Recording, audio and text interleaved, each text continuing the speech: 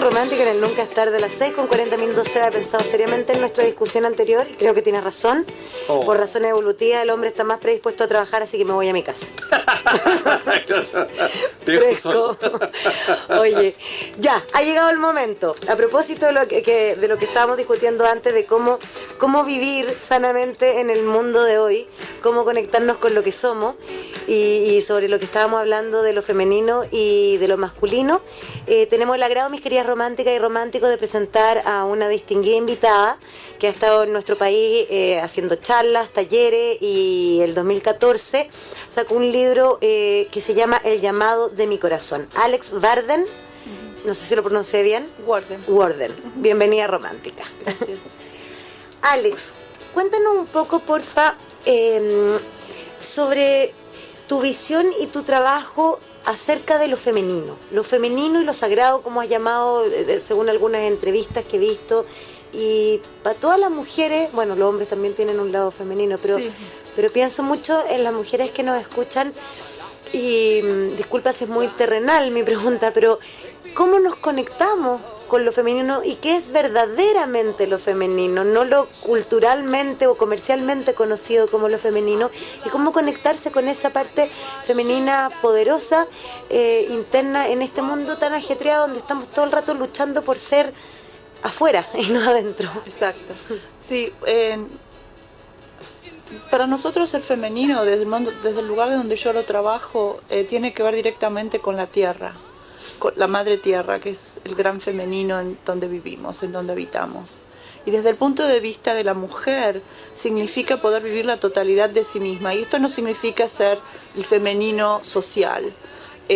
Por ejemplo, si uno ve en la mitología griega, tenés a Afrodita. Afrodita es un símbolo del femenino a nivel inconsciente, instintivo, que tiene muchísima fuerza. Un volcán, por ejemplo, pertenece a la tierra y tiene muchísima fuerza. Un terremoto también es un aspecto del femenino y también tiene muchísima fuerza. Y al mismo tiempo también tiene la suavidad, el hecho de poder tener un hijo, de poder anidar un alma.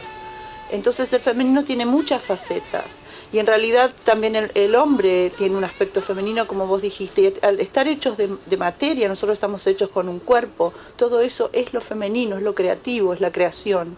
Desde el punto de vista místico, lo femenino tiene que ver con todo lo creado, lo masculino tiene que ver con la idea, con el origen, con el espíritu, con eso que le da anterior a la forma. Lo que es la forma, lo que da forma, lo que engendra, es la creación misma, es la creación, es lo cósmico. Y la mujer en su propio cuerpo tiene esa misma capacidad que tiene el cosmos, tiene esa misma capacidad que tiene la tierra, que es de engendrar, de traer vida. En el caso de la mujer es mucho más importante todavía, porque no es solamente vida, sino es vida de un alma, es un ser humano que tiene la capacidad de traer conciencia a este planeta, que es muy diferente que el rol de otros femeninos. Entonces para mí vivir el femenino significa vivirlo en su totalidad, en toda su potencia, y sabiendo que tiene un aspecto que es extremadamente poderoso, como hablé antes de un terremoto, y en la mujer esto se evidencia cuando se pone muy enojada, por ejemplo, o cuando quiere, pero también en la capacidad de poder hacer. La capacidad de traer vida es una capacidad enorme que a veces no se valora suficientemente. La capacidad de poder que una mujer necesita para poder traer una vida al mundo tiene que cambiar toda su estructura física, inclusive para poder hacerlo. Pero una mujer que no tiene hijos también es igualmente mujer, digamos. Es lo mismo. Lo que tú estás diciendo es más profundo, es como... es la capacidad. Es la capacidad. ¿Y qué hago con esa energía, esa fuerza, esa entereza, esa capacidad de cambio, de entrega? ¿Y cómo llevarla al mundo? ¿Compartirla con el mundo o cómo vivirla? La mujer lo vive no solamente a través de los hijos o a través de la pareja, lo vive cualquier cosa que uno haga y con suficiente intención y cariño y con suficiente dedicación. Uno está poniendo la misma energía de transformación que pone en traer un hijo. Pero, por ejemplo, Alex, en términos concretos, en el día a día, en el mundo que vivimos acá en Occidente, en las grandes ciudades, ¿cuándo atentamos contra lo femenino? Todo el tiempo, porque estamos en una cultura de hacer, y el femenino tiene que ver con ser. Por eso hablo todo el tiempo de el traer una vida. Cuando uno trae una vida al mundo o cuando uno tiene un proyecto, por ejemplo, tiene que engendrarlo. Ese engendrar es una actitud de ser, no es un hacer. Viene desde adentro. El hacer viene desde afuera. Por ejemplo, estábamos hablando con Sebastián antes que ustedes llegaran de algo que aparenta ser mucho más superficial, pero yo creo que no lo es, porque es como vivimos todos los días. Y es que muchas mujeres se quejan de sentir que hacen demasiado y no están en el presente y se agobian. Sí. Entonces el Seba decía, pero entonces ¿para qué lo hacen? Porque así es el mundo.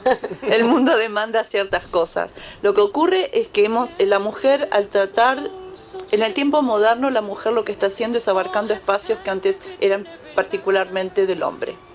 Eso significa que la mujer se está expandiendo. El hombre también lo está haciendo en otros sentidos. Está empezando a desarrollar su femenino, porque el hombre está más atento a sus emociones, a su percepción, a su creatividad, cosa que antes era más ir a la guerra, era todo un hacer permanente. Hoy todo está cambiando, el hombre está más sensible, la mujer está mucho más activa. Lo que ocurre es que vivimos en una cultura donde todavía estamos como desencajados, no está equilibrada la cosa. Entonces la mujer siente que el hacer la desgasta, la agota, la agobia, porque aparte de eso después tiene que estar en estado de ser, criando a los hijos, haciendo la comida. Es como que la mujer está todo el tiempo haciendo cosas, afuera en el mundo, adentro de la casa. El hombre sigue todavía haciendo más cosas en el mundo y sigue el rol de lo femenino, todavía no incluye tantas actividades dentro de la casa, por ejemplo. ¿Y cómo la equilibramos? Esa es mi pregunta. Desde tu trabajo, tu búsqueda, ¿qué nos puede ayudar? Porque tal vez nos estamos cansando de más, porque estamos haciendo de más, pero tal vez no lo estamos haciendo conectadas de la forma correcta. Yo creo que es cierto lo que decís. No sé muy bien cómo ponerlo en palabras. No, lo que estás poniendo en palabras muy bien, porque es así. En realidad lo que ocurre es que cuando uno se sale del estado interno de ser, de un estado de equilibrio interior y actúa solamente, estás respondiendo todo el tiempo a partir de un estímulo dado. Es decir, no hay nada que incluya introspección, es acción y reacción. Cuando la vida se trata de acción y reacción, siempre entra en desequilibrio, porque uno siempre está como en un estado de responder instantáneamente a lo que está ocurriendo. Y eso no siempre es una respuesta de lo más profundo de uno mismo. Es como que estamos perdiendo la capacidad de tener tiempo para nosotros, de poder decidir realmente lo que queremos, lo que nos gusta y lo que podemos hacer. Y realmente también de poder decir esto puedo y esto no puedo. En este momento estamos hasta en un desequilibrio en ese sentido. Claro, porque no sabemos decir no puedo porque sentimos que no podemos decir no puedo. Exacto, por cómo está la situación del sistema. Pero yo creo que también las cosas están cambiando en este momento, porque hay mucha gente que está entrando en mini crisis de algún modo, diciendo no puedo más, esto no va más, esto que estoy viviendo no me sirve. Entonces hay como un cambio, un nuevo, no sé, de algún modo como una vivencia nueva de lo que es la introspección, de lo que es el volver al corazón o dentro de uno mismo y buscar dentro de uno mismo las respuestas en vez de buscarlas todo el tiempo afuera, que es un poco lo que ha estado pasando. Y el libro El llamado de mi corazón, ¿es algo que parte desde tu propia historia? Sí. Alex Borden. Sí, me pidieron que lo escriba hace muchos años y me costó muchísimo porque es mi propia autobiografía y yo no estaba preparada internamente para exponerme tanto. Cuento mi propia historia a partir de los sueños, a partir de mis propios sueños, cómo se van desarrollando y cómo tienen una relación con mi mundo externo, con lo que estoy viviendo. Y es toda mi evolución y camino interior, buscando la voz interior, la voz de mi alma dentro de mí. Cómo hago ese camino a través del sendero de los sueños, que es básicamente en lo que yo trabajo.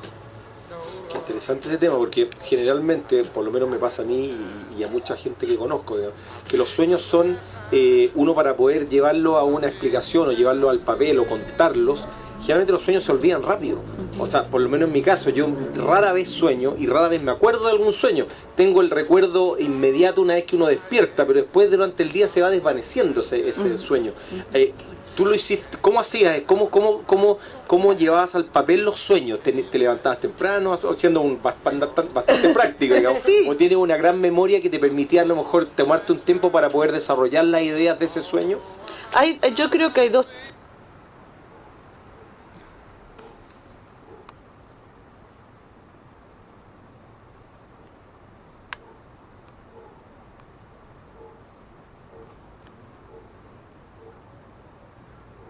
Muchas veces y entonces lo recuerdo. Y después hay otros que no, que es como vos decís, que se van. La técnica que yo usé fue, apenas me despertaba, los escribía. Escribía lo que me acordaba. Y empecé primeramente trabajándolos desde el punto de vista junguiano, o sea, usando todas las partes del sueño, todos los elementos del sueño como parte mía, mi propio mundo interno. O sea, como cada símbolo que representa una parte tuya. Exacto. Como que todo lo que aparece en tu sueño eres tú. Es parte mía, es mi propio mundo interior, digamos. Estamos tratando aquí en Romántica, mis queridas románticas y románticos, conversando con Alex Warden, de hablar de cómo trabajar con los sueños como desarrollo personal. También lo hice porque es una forma femenina. El sueño tiene un lenguaje que es simbólico, y el lenguaje simbólico es el lenguaje del femenino. El lenguaje lineal, el lenguaje de causa y efecto, es el lenguaje que se llama del masculino, es un lenguaje más directo. Pero el lenguaje simbólico es el lenguaje del femenino, es un lenguaje donde todo está integrado, es un lenguaje interrelacionado, y es como la conciencia femenina también funciona. Por eso antes hablábamos de que cuando uno hace demasiadas cosas es como que se agota a la mujer, y es porque las cosas no están relacionadas.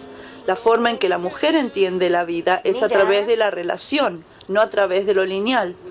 Qué bonito eso, y los hombres al revés. Los hombres naturalmente lo entienden más lineal, por eso el hombre, cuando la mujer, por ejemplo, está triste, el hombre trata inmediatamente de buscar una solución, ¿no? Sí. Y la mujer le dice, yo no quiero que me eso. solucione nada, quiero solamente que me abraces o que me des un cariño. Exacto. Perdón que te saque los sueños, pero es que está bueno eso. Claro, por ejemplo, cuando el hombre, estábamos hablando con el Seba antes también, porque tú, el hombre llega a la casa y ella le dijo, pero ¿cuándo? Le dice, ¿cuándo vas a llegar para que me ayude a darle comida a los niños y acostarle, no sé qué? Y él llega y ella dice, y ella sigue dándole comida y ve que la saluda rápido y él se sirve un plato, se sienta. Pero no me va a ayudar, sí, pero primero tengo que comer. Claro. El hombre entiende que linealmente, primero tengo hambre, llego a mi casa, tengo hambre, porque como después ayudo, ¿no? Exacto. Y la mujer, cuando tú dices que es relacional, es como, eso explicaría por qué yo me siento satisfecha o coherente o haciendo las cosas correctamente para mí, cuando lo que está en mi entorno está relacionado. Exacto. Es la forma en que es la conciencia femenina. Mira. Y parte de mi trabajo de desarrollo de lo femenino fue básicamente empezar a trabajar a través de los sueños, porque fue cuando me encontré con mi propia forma de conciencia. Y como lo hacía conscientemente, porque estaba tratando de investigar, también desarrollé lo masculino, que es realmente identificar los diferentes elementos y ver qué simbolizaban para mí en mi vida. ¡Qué excelente! Mira qué ¿Tú curioso. te puedes quedar el siguiente bloque con nosotros? Sí, cómo no. Excelente. Perfecto. Tere Alex, te voy a hacer una Señor, pregunta. dígame. Necesito hacer las compras navideñas. ¿Dónde puedo ir?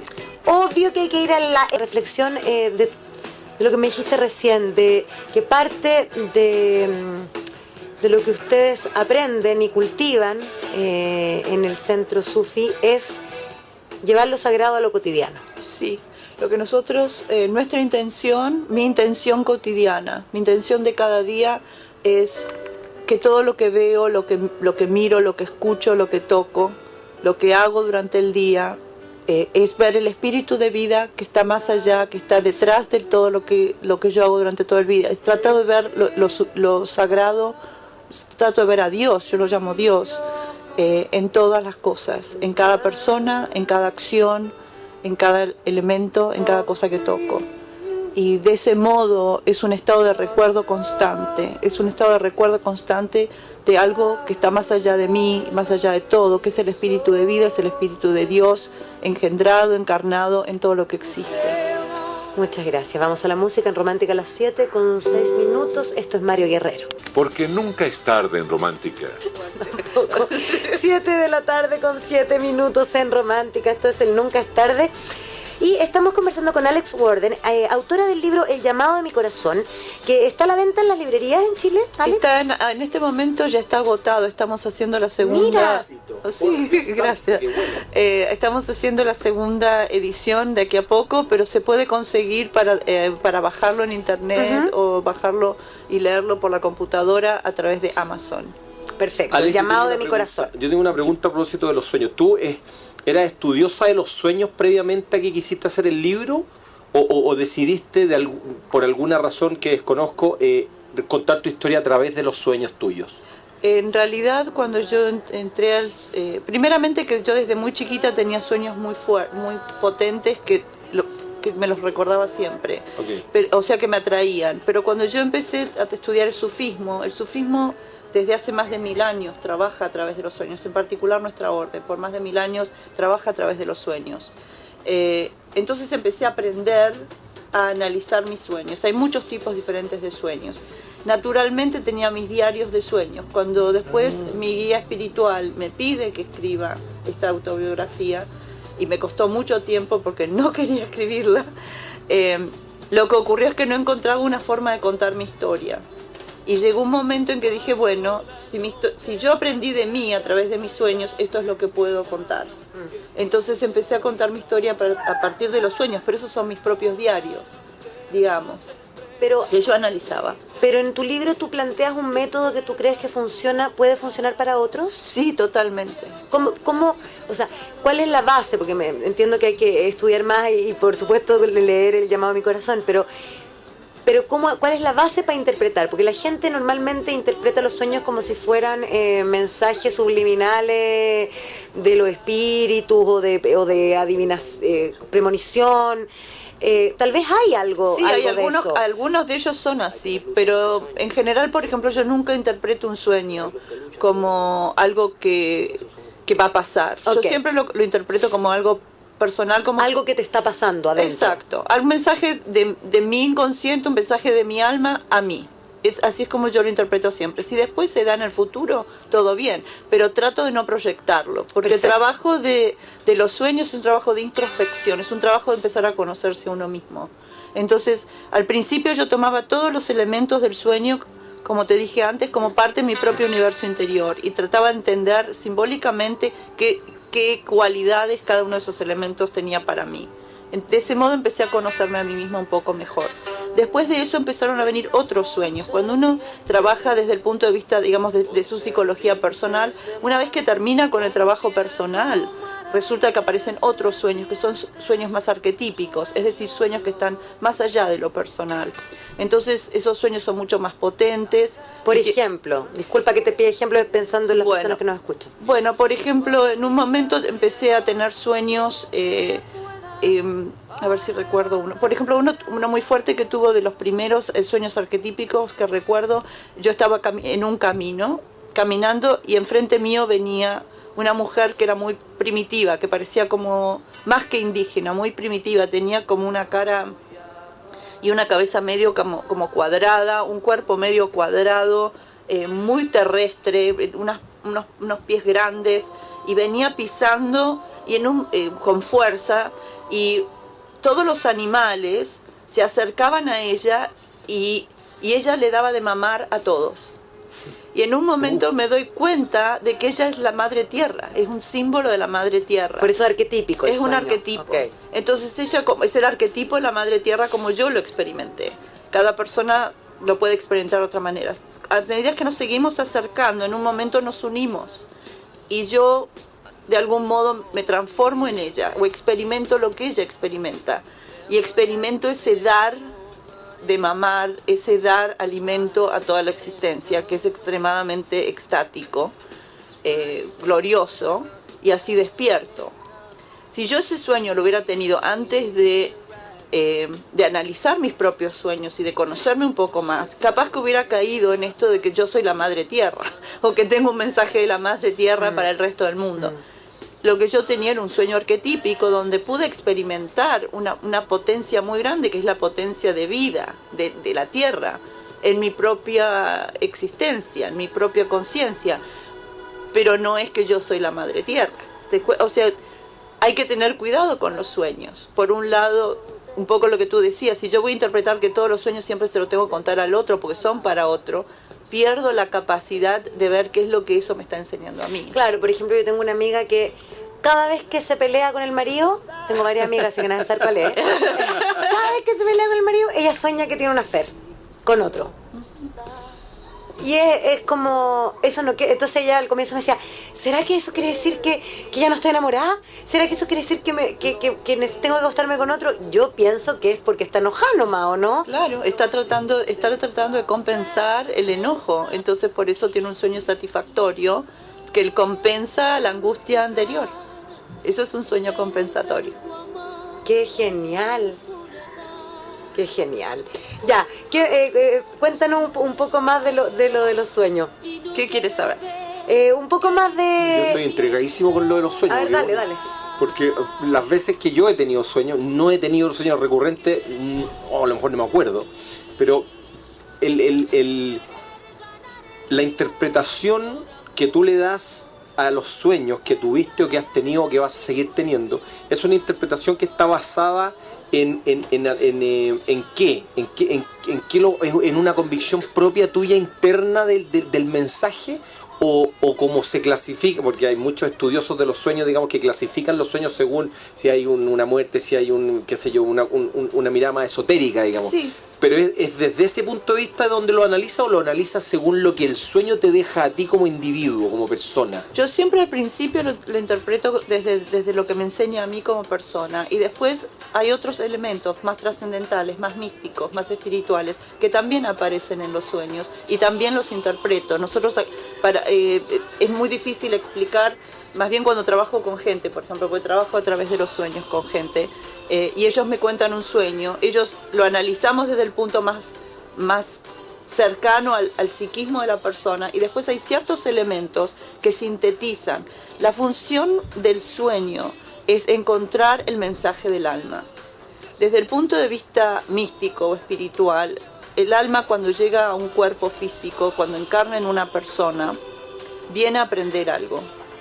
Es muy importante para nosotros descubrir cuál es ese aprendizaje, qué es lo que viene a aprender el alma. ¿Cómo podemos saber esa información? A través de los sueños es una forma, porque los sueños, después de mucho analizar los sueños, uno empieza a encontrar un cierto hilo que es como si fuese un cierto tema. Ajá. Que se repite una y otra vez a diferentes elementos, en diferentes circunstancias, con diferentes sabores, pero empieza a ver como un hilo, y ese hilo es el mensaje del alma de lo que tiene que aprender.